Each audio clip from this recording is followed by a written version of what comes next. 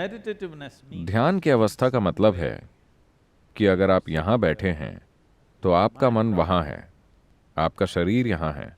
जिसे आप खुद की तरह अनुभव करते हैं वो इन दोनों से थोड़ा दूर है। इसका मतलब है कि आपने थोड़ी दूरी बना ली है खुद के और अपने शरीर के बीच, खुद के और अपने मन के बीच।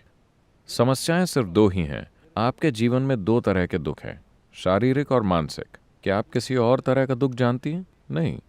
अगर दूरी बन गई आपके और आपके शरीर के बीच, आपके और आपके मन के बीच, तो दुखों का अंत हो जाता है।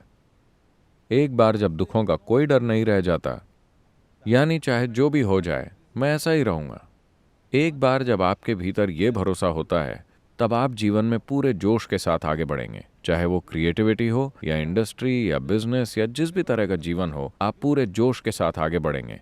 जब दुखी होने का डर होता है तो आप सिर्फ आधा ही कदम उठाएंगे। मैं वैसी कब बन सकती हूँ गुरुजी? आप इनर इंजीनियरिंग से शुरू कीजिए। इसके लिए हमें 30 घंटों का फोकस टाइम चाहिए। हम इसे कई तरह से चलाते हैं, 7 दिन में, 3 दिन में, 3 पूरे दिन, कई और दूसरे तरह से। लेकिन असल में हमें 30 घंटे का फोकस समय चाहिए। हम आपके लिए एक साधन तैयार करते हैं ताकि आप भीतर की ओर मुड़ सकें। अभी आपको भीतर की ओर मुड़ने के लिए एक साधन की जरूरत है, क्योंकि फिलहाल ये 5 इंद्रियां ही आपके अनुभव प्राप्त करने के साधन हैं। देखना, सुनना, सूंघना, छूना और चखना। आप जीवन को सिर्फ इन्हीं के जरिए जानते हैं। अभी आपका वजूद ऐसा ही है। आपको अपने होने का एहसास है क्योंकि आप देख, सुन, सूंघ, चख और छू सकते हैं। अगर आप सो गए तो आपको पता नहीं चलेगा कि दुनिया है या नहीं, या आप हैं या नहीं, है ना? तो इन इंद्रियों का रुख बाहर की ओर होता है। आप देख सकते हैं कि आपके आसपास क्या है, लेकिन आप कभी अपनी पुतलियों को भीतर की ओर मोड़कर खुद को स्कैन नहीं कर सकते। आप इसे सुन सकते हैं, इतना कुछ हो रहा है, आप नहीं सुन सकते। अगर हाथ पर एक चींटी रेंगती है तो आप महसूस कर सकते हैं। इतना सारा खून बह रहा है, आप महसूस नहीं कर सकते। इंद्रियों की प्रकृति ही ऐसी है कि इनका रुख सिर्फ बाहर की तरफ होता है, लेकिन आपका अनुभव पूरी तरह से आपके भीतर ही होता है। अभी क्या आप देख सकती हैं कि मैं कहाँ हूँ? गुरुजी, मैं आपको YouTube पर नहीं देख नहीं, चुकी क्या हूँ। आप अभी मुझे देख रही हैं? मुझे पता है, अपने सिर आप में। देख चुकी हैं। तो ये चित्र एक रिफ्लेक्शन है और आपके मन में, आपके भीतर बन रहा है। आप मुझे अपने भीतर सुनती हैं, अपने भीतर देखती हैं। आपने दुनिया को अपने भीतर ही देखा है।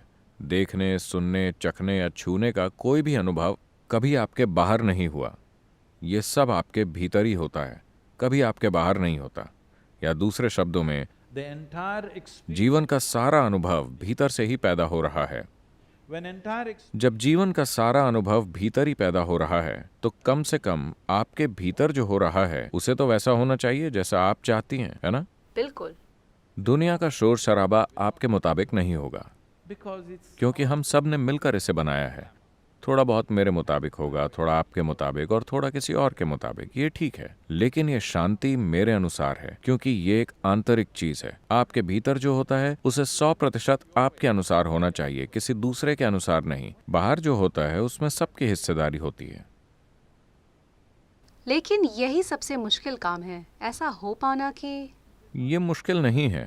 अभी मान लीजिए कि मैं आपको इस फर्नीचर से एक स्क्रू को अपने हाथों से निकालने को कहता हूँ। क्या होगा? आप अपने नाखून इस्तेमाल करेंगी और उन्हें खो देंगी। आप अपने दांत लगाएंगी और उन्हें खो देंगी, लेकिन स्क्रू नहीं निकलेगा। लेकिन अगर मैं आपको एक स्क्रू ड्राइवर दे दूं तो आप आसानी से उसे खोल लेंगी, है ना? तो जरूरत है एक साधन की। इसीलिए मैंने भीतर की ओर मुड़ने के साधन की बात की। क्योंकि साधन मिलते नहीं, लोगों को लगता है कि यह बहुत मुश्किल है।